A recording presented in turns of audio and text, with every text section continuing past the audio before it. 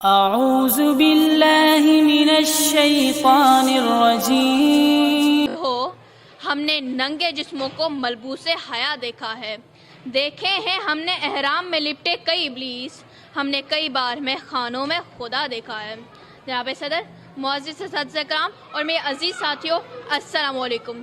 جناب صدر، بات جب حجاب کی چڑھتی ہے تو اندازہ ہو جاتا ہے کہ یہ وہ شرعی مسئلہ ہے جسے نظریے کا شخص جیسے چاہتا ہے اپنی ترجیحات کے مطابق استعمال کرتا ہے۔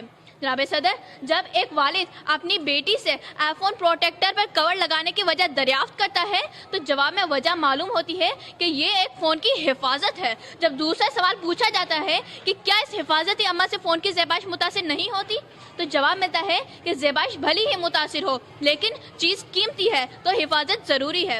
جناب صدر، جب تیسرا سوال پوچھا جاتا ہے تو ہماری لبریز کی زبان پر ایک قسم کا تالا سا لگ جاتا ہے کہ بیٹی بھی ایک قیمتی تحفہ ہے، بھلی ہی اس کی زیبائش متاثر ہو لیکن حفاظت ضروری ہے۔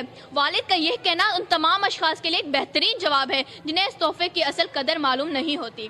جناب صدر، یہ بات تو اس معاشرے کے لیے ہے جہاں روح ملبوس حیا اور جسم بے پردہ ہو۔ جب ہمارے معاشرے کی بات کی جاتی ہے تو بدقسمتی سے یہ عنوان مکمل طور پر اس کے برعکس پایا جاتا ہے۔ ہمارا معاشرہ تو ایسا معاشرہ ہے جس میں عبایوں اور پردوں میں لیے جسم بھی بے پردہ ہے، چونکہ ہمارے ہاں پردہ صرف جسم کے پردے کو تصور کیا جاتا ہے، جبکہ پردہ تو نظروں کا اور روح کا ہونا چاہیے۔ پردہ تو ہونا چاہیے جس کا ذکر علامہ اقبال اپنی شاعری سے کرتے ہیں۔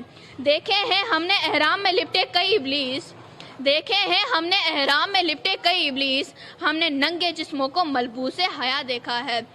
جناب صدر، میں آج سوال کرتی ہوں ان تمام لوگوں سے جو اس معاشرے کی بدکاری اور بے حیائی کا رد نہ روتے ہیں۔ میں سوال کرتی ہوں ان تمام لوگوں سے، ان تمام پردہ داروں اور بے پرداروں سے کہ کیا پردہ صرف عورت کے لیے ہے؟ اگر ہے تو کیا یہ نظروں اور روح کے لیے نہیں ہے؟ کہ کیا ایک مرد کی نظروں میں حیا اور عورت کے خیالات میں ردا کی چادر ہونا نہیں چاہیے؟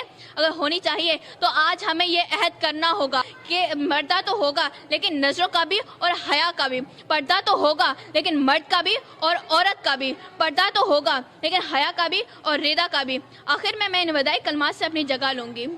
آنکھوں سے پڑھی جاتی ہے حیا کی کہانی، آنکھوں سے پڑھی جاتی ہے حیا کی کہانی، نقاب ڈال کر کوئی بارسن نہیں ہو۔